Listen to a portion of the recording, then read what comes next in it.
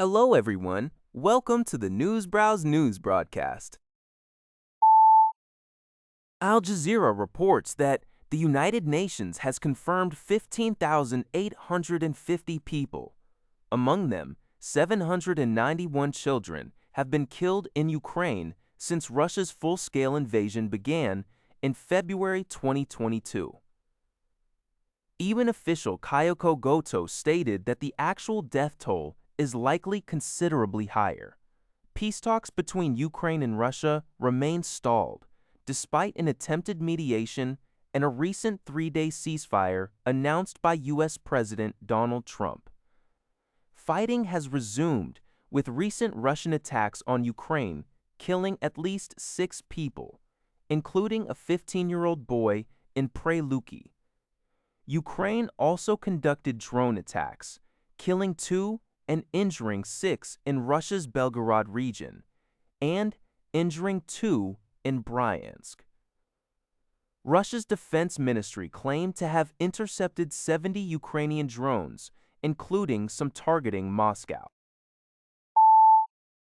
According to the Asahi Shimbun, U.S. President Trump stated on May 19th that the reprieve for resuming attacks against Iran would last for 2 to 3 days, or until early next week.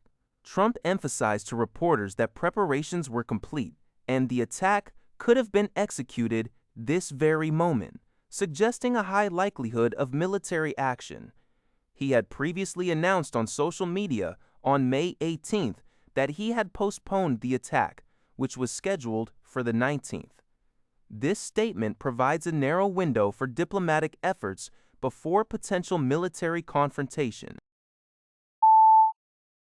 UPI reports that climate scientists from the United Nations Intergovernmental Panel on Climate Change, IPCC, have decided to remove their most extreme worst-case warming scenario, RCP 8.5. This decision stems from the assessment that global efforts to reduce greenhouse gases have made this scenario implausible.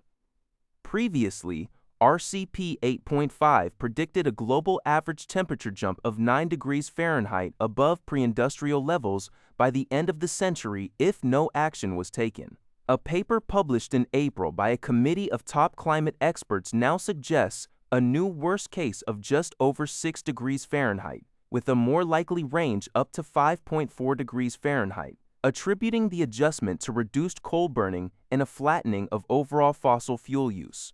However, scientists emphasize that even these reduced warming projections still entail dangerous increases in extreme weather, crop failures, and sea level rise. Former President Donald Trump commented on the news on Truth Social, claiming it proved climate change projections were wrong. He has notably rolled back various environmental regulations during his administration. TechCrunch reports that a jury swiftly rejected Elon Musk's lawsuit against OpenAI and its co-founders Sam Altman and Greg Brockman. Musk had accused them of breach of charitable trust and unjust enrichment by converting the nonprofit into a for-profit entity, but his case was weakened by the long delay in filing. During the trial, it was revealed that Musk himself benefited from OpenAI's resources in ways inconsistent with its nonprofit mission. Specifically, Greg Brockman testified that Musk requested a team of OpenAI researchers to assist Tesla's autopilot team for several weeks in 2017 without reimbursement. A Columbia Law School professor stated this arrangement would not be legal for a nonprofit. The proceedings also highlighted Musk's earlier attempts to gain sole control of a potential for-profit OpenAI affiliate. The jury was asked to consider if Musk should have known about OpenAI's resource allocation by August 2021, and evidence suggested his own actions mirrored the behavior he later sued over. Al Jazeera reports that Somaliland, a breakaway region of Somalia, plans to open an embassy in Jerusalem, with Israel simultaneously establishing its representation in Hargeisa. This development was announced by Mohammed Hagi, Somaliland's ambassador to Israel, who stated it reflects growing friendship and strategic cooperation. The move follows Israel's official recognition of Somaliland's independence several months ago, a decision that ended over 30 years of diplomatic isolation for the self-declared state. However, this recognition has drawn widespread condemnation from international bodies including the UN Security Council, the African Union, the Organization of Islamic Cooperation, and the European Union. Somalia has never accepted Somaliland's independence. The decision to locate the embassy in Jerusalem is particularly controversial, as the city's status remains a core issue in the Israeli-Palestinian conflict.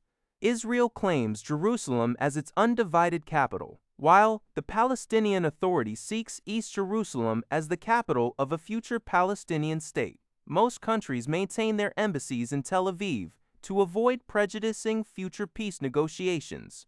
Somaliland's embassy would be the 8th in Jerusalem, joining countries like the US, Guatemala, and Fiji. That's all for this video. Thank you for watching. See you in the next video.